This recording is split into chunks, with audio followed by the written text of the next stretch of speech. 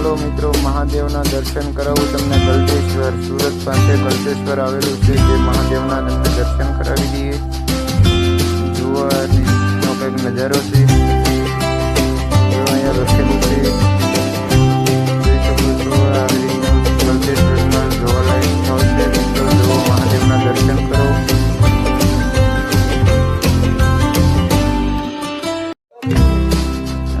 ફૂલ છે, આ પાણીનો ટાંકા રેખો છે, જોઈ શકો છો મિત્રો.